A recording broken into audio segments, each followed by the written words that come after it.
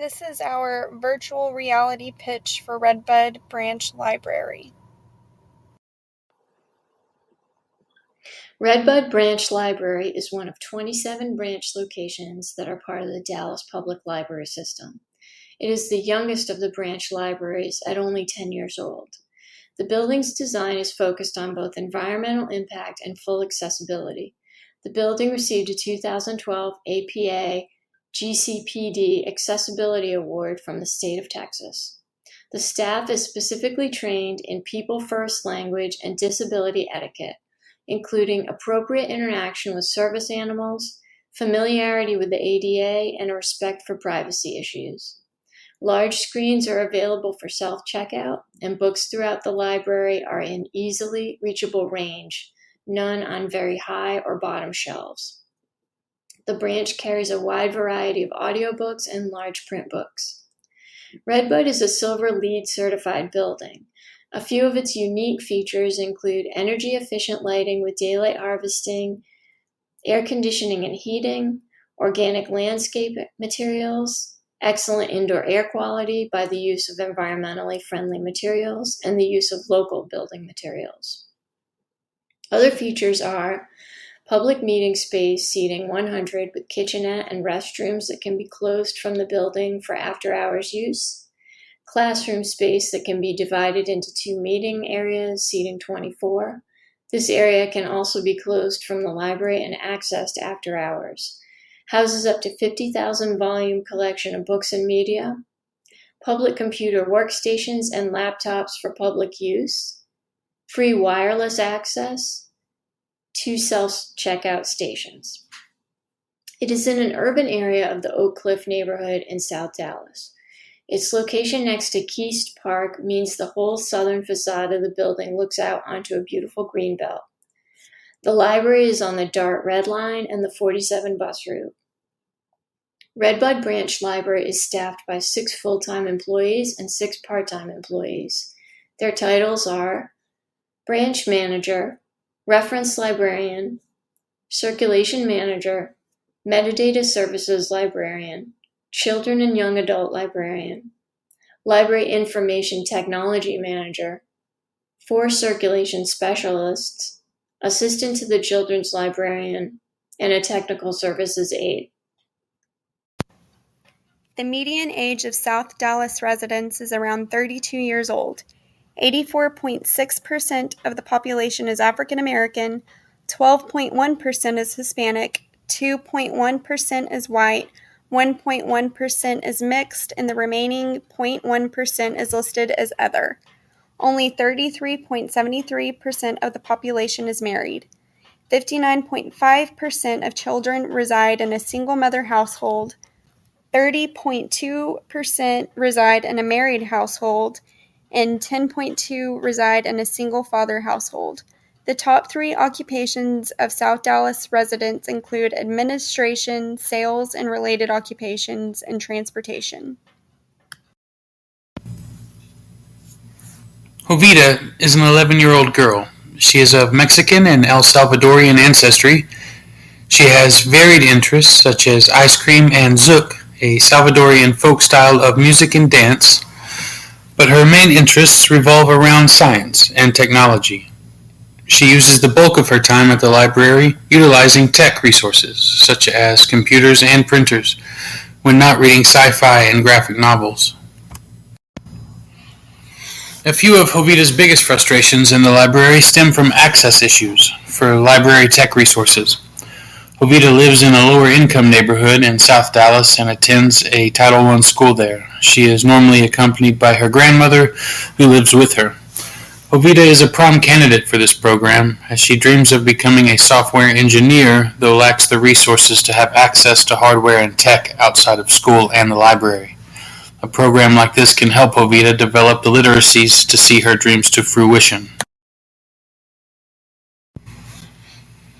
After carefully considering our project, our team has identified budgeting, training, and subpar marketing as our most challenging weaknesses, as well as staying current with tech as our greatest outside threat.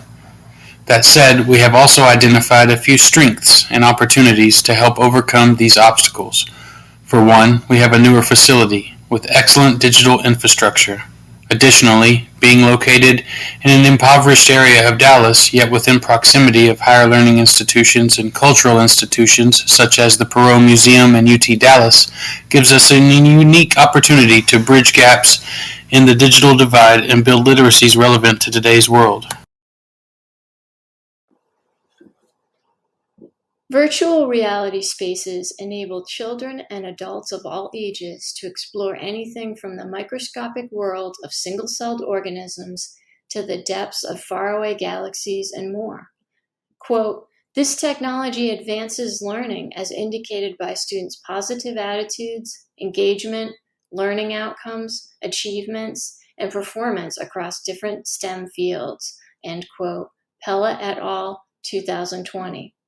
To outfit our new virtual reality room, we will need to purchase 2 CyberPower PC Gamer Extreme VR gaming PCs, mouses and keyboards, 2 Scepter LCD monitors, 3 MetaQuest 2 virtual reality headsets, and numerous VR titles such as Titans of Space, Anatom U, King Tut VR, Learn Languages, and Mission ISS Quest. We have a lockable 15 by 15 foot room ready to be furnished with desks and chairs already owned by the library. The room has good access to Wi-Fi and electricity.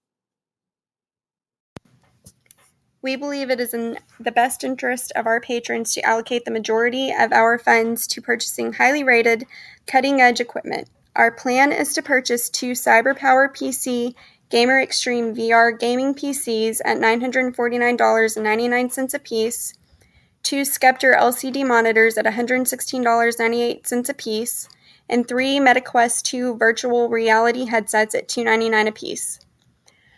For the PCs and the VR headsets, we will also be purchasing 3-year protection plans totaling $313.85.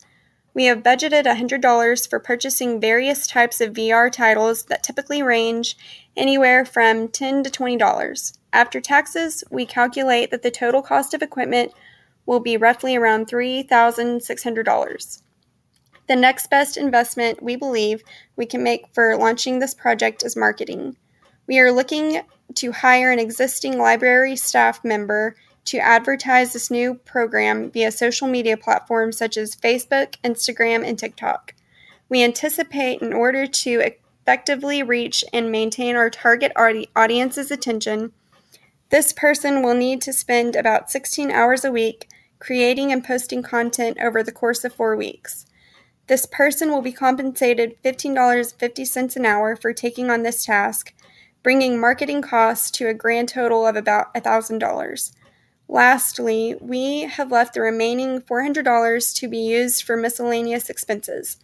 We think it would be a good idea to purchase a folding partition display at $370 to divide the space we plan on using into 2 separate spaces. This would allow more than one person to utilize this space at the same time without running into each other. We estimate that our virtual reality project will take 6 weeks from start to finish. We will order all VR equipment on August 1st. During the 2 weeks before the equipment is delivered, we will move the necessary furniture into the new VR space and build a scheduling calendar and write up liability waivers. Once the VR equipment arrives, it will take our IT specialists 3 days to set up the computer and headsets. After that, all 12 staff members will have 1 week to be trained on the equipment. During this time, staff will begin initial marketing for the new VR room on social media and on the library website. This will take 1 week. Then the staff will go live with the scheduling calendar on the library homepage, and patrons will be able to use the VR room 1 day afterwards. Our team's first specific goal is to adhere to an email blast marketing strategy, both prior to and for 1 month after the program is launched. Our second goal is to keep track of how many patrons are using the equipment. The third goal identified by our team is to calculate the number of programs patron interest can sustain. And lastly, we will track the length and list wait times for the reservation log. The email blast will run 1 month prior and 1 month after rollout, providing easy metrics to monitor for this goal. We will put our patrons' privacy first, of course, but we will keep a tally of the number of times equipment is used to record usage rates. Our team will actively monitor head counts during scheduled program events to find peak usage times. And finally, our team will record weekly the number of patrons on the wait list over 2 days out from their reserved slot. Our email marketing may be easily recorded through the email provider. We will have no trouble recording time slots and number of headsets used each day while keeping the patron's privacy safe. Additionally, it will take minimal resources to pull the head counts and headsets recorded during program time slots from the regular data collection for our other goals. And finally, keeping track of the length and date ranges on the reservation list will be very manageable. The email blast will help ensure that the program remains relevant during its infancy and help guarantee robust turnouts. Tracking the peak hours of the day for equipment usage will help us to foresee scheduling issues like maintenance, cleaning, and program scheduling. Likewise, tracking event turnout will help us not only streamline scheduling to meet peak traffic, it will offer insight into demographics most interested in our project, morning shift or evening, school age or older, for example, and help us get a better idea of what programming there is a need for. In addition to this, the early reservation list may offer early warnings for interest waning, signaling a new need for programming itself. Our hope is this will help us stay relevant as trends change. Each of these goals serves a specific and strategic purpose for our project. Each of the 4 goals is designed to be easily monitored and executed within a designated time frame that correlates to different phases of the project. The metrics gathered will help our program flourish, and it is our hope that the data collected will help to inform and enhance other services provided by our library as well.